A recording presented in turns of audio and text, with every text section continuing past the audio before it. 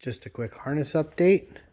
I decided to go ahead and harvest another 68 and later shell because this tab was broken, and with as full as this harness is, I mean, it really wouldn't have mattered, but it would have made getting it in the car a lot harder. So you can see there's a lock here and a lock here. This is a very packed harness, so you can see it's got quite a bit going on in it. It will relax a little more over time, but you can see I've got my service fold here, so that all comes up, loops back, goes back in. This is the horn relay. This will become the reverse lights, and this is going to be a hot feed for a rear camera.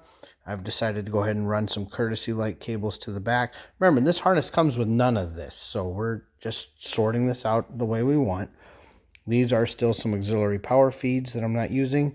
This is the power we're going to use for the fuel pump. There's going to be a fuel pump relay. I haven't decided if it's going to be under the dash or way in the back yet.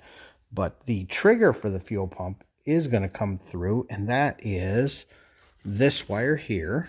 So that's already in the harness.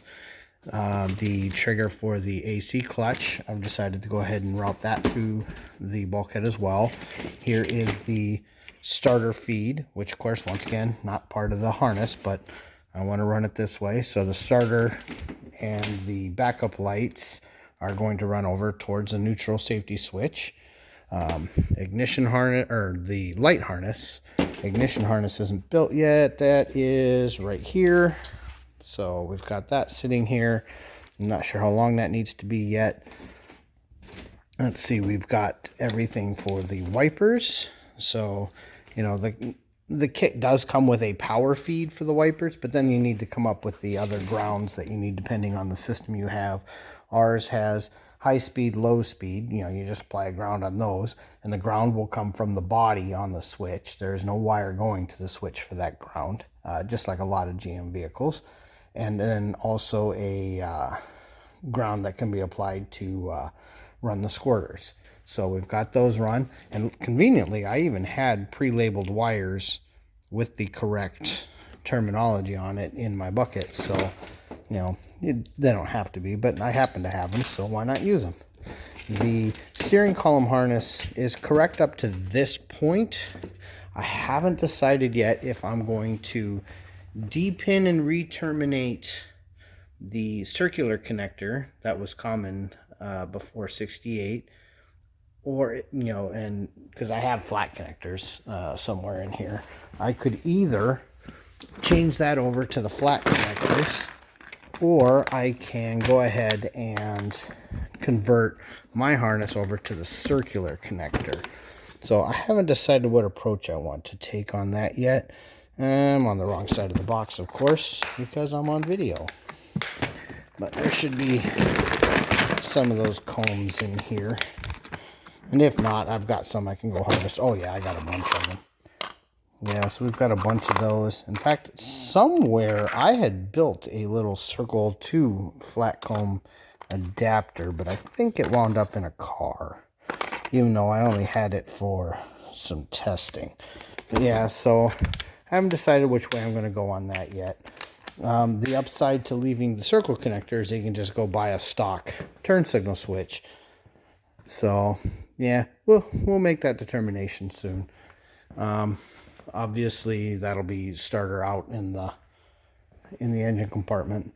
The wires here are what's going to get a connector, and then that connector is going to go to light up all the lights on the instrument panel. I haven't sat down and sorted that out yet, but that's coming pretty soon. Obviously, we've got the dimmer switch. You know, that'll come out of the bottom here. So it's all coming together. We do have courtesy light wires in the harness. They're going to run all over the place. We do have courtesy lights to go under the dash right here, so we'll get those wired in. I think in this car, not only am I going to have those two under dash that we normally add, even though this car didn't come with them, we will still have the dome light And I'm really considering adding a light somewhere back in here, you know, just a small dim light that can shine down into the bay if you open a door. I've even considered, do we add a switch back here to turn the light on, you know, if you drop the gate, but I'm not sure if that's a can of worms that I don't want to get into. So we'll think on that. But if nothing else, at least you'd be able to go in and, you know, turn the interior lights on either with the factory ignition switch, or, you know, just open one of the doors, because either of the front doors, because, you know, the courtesy light circuit is literally just as long as something grounds. So this is pushed in, it's not grounded, boom, it's, you know, the back side of it's grounded to the body, the lights turn on. So that's kind of where we're going with that. And then it's been a lot of work, but we do actually have the harness completely reversed. It's no longer coming out of the top. So this should fit real nicely in the location that we're setting up.